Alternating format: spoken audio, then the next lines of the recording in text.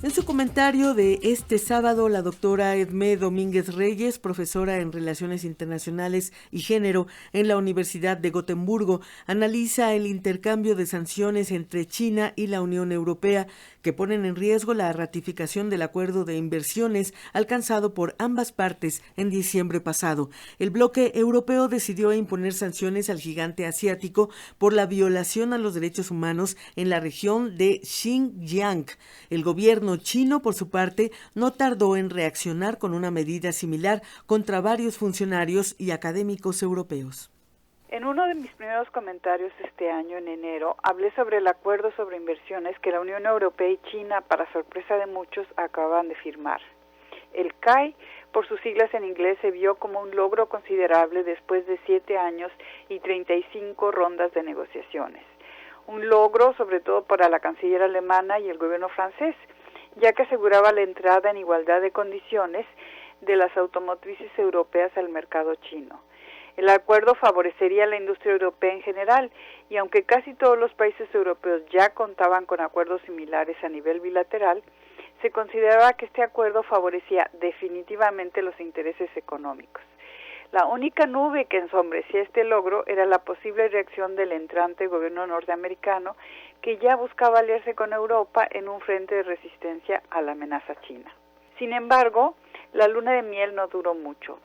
Ya de por sí el Parlamento Europeo dejaba traslucir que una aprobación del acuerdo no sería automática. Si bien la Comisión Europea aducía que se había logrado la inclusión en el acuerdo de estándares laborales y medioambientales, las dudas alrededor del cumplimiento de esos estándares, de la ratificación y respeto a los acuerdos con la OIT y de los derechos humanos en general en China y en Hong Kong parecían obstáculos importantes.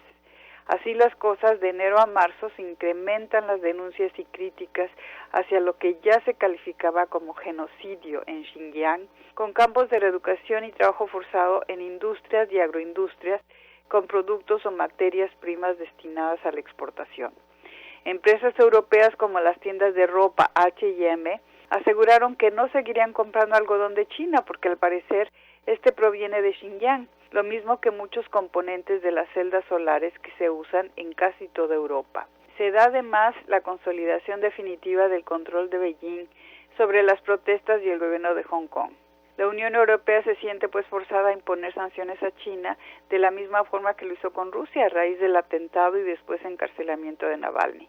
En el caso de China se trata de sanciones moderadas, más bien simbólicas, contra 4 funcionarios y una entidad chinos implicados en las políticas de represión en la provincia de Xinjiang, cuya entrada a la Unión Europea es vetada y sus recursos financieros en bancos europeos congelados. Pero a diferencia de Estados Unidos no se contemplan sanciones comerciales. La reacción china no se hace esperar y sorprender por su desproporción en comparación con las sanciones europeas.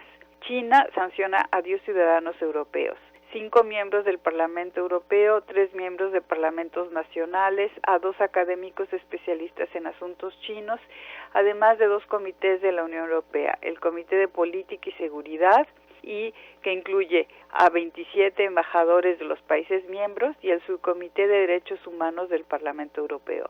También se ha sancionado a varios centros de estudios europeos especializados en China.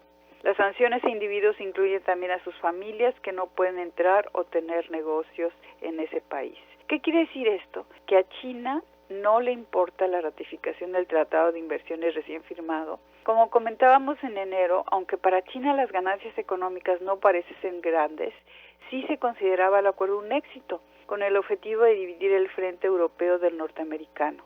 Pero las reacciones desproporcionadas a las sanciones europeas han llevado a muchos observadores a preguntarse si la dirigencia china no se da cuenta que al actuar así está arrojando a Europa a los brazos de Estados Unidos y de que la ratificación del acuerdo por el Parlamento Europeo se ve cada vez más lejana. Una de las teorías que se manejan para explicar estas desproporcionadas reacciones por parte de China es que su sistema no le permite entender cómo funcionan las democracias occidentales, lo que se ha visto en muchos casos como el italiano, el húngaro, el sueco, el noruego, el australiano o el canadiense. En estos casos, las protestas, acciones o declaraciones de algún miembro de sus parlamentos o cámaras de diputados o de otro órgano no ejecutivo de estos países contra las violaciones de derechos humanos en China han generado furibundas reacciones del liderazgo chino y represalias o amenazas hacia todo el gobierno o intereses económicos del Estado en cuestión.